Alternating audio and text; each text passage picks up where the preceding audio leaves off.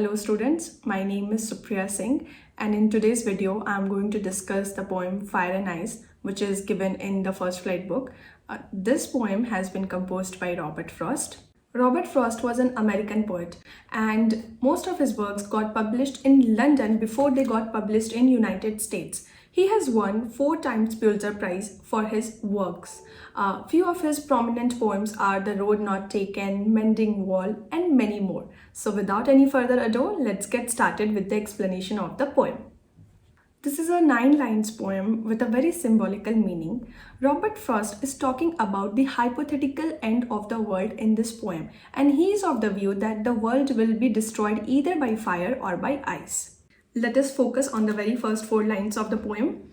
Some say the world will end in fire, some say in ice. From what I tasted of desire, I hold with those who favor fire. So the speaker of the poem is the poet himself, and he has declared in the very first 2 sentences very clearly that there are 2 sects. One sect of people believe that this world will end in fire, and the other sect believe that this world will be destroyed by ice. Now, the fire and the ice mentioned in these sentences are symbolical of self-destructive human emotions. Fire stands for human passion and ice stands for hatred. Thus, when the poet says that there are few people who believe that this world will be destroyed by fire, what he means in reality is that this world will be destroyed by human passion, greed, and desire. Human beings are always busy in achieving their worldly comforts, but the more they work towards achieving it, the more they get trapped in them. And there is no end to worldly desires, and these feelings often engulf human life, and as a result, human beings end up becoming cruel and selfish. He confesses that he agrees with those people who believe that the world will be burnt to ash, because human beings are never satisfied with their possession of materialistic things and ultimately their lives are destroyed. Now let us focus on the remaining lines of the poem. But if it had to perish twice, I think I know enough of hate to say that for destruction ice is also great and would suffice. In these lines, the poet waves off the first option that the world would be destroyed by fire. Rather, he says that if it had to be perished, that means if the world had to be destroyed twice, ice would be equally competent in ending it.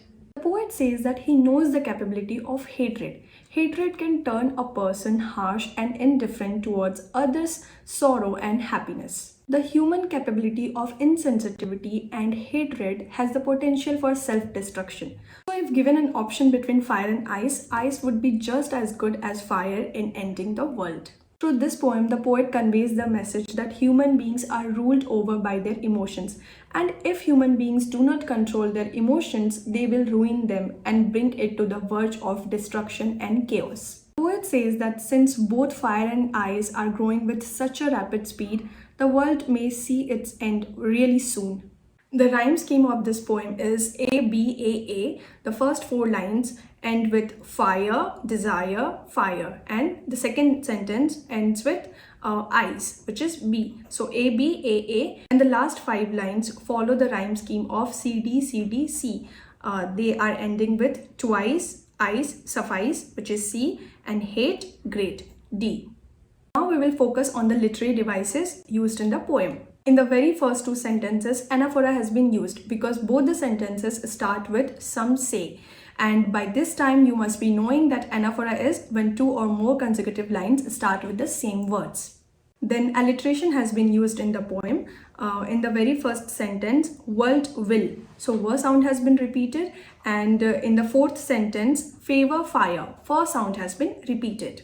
Assonance has been used in the 4th sentence when the poet says, I hold with those who favor fire. So the vowel sound O is very prominent in this particular line.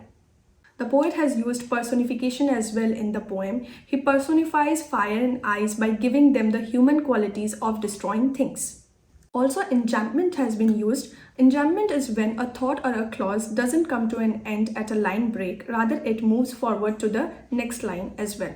So, enjambment is also there. That's all for today's video. Hope I was able to make you understand this poem in the simplest possible manner. And if you like this video, give it a thumbs up and share it with your friends. And thank you.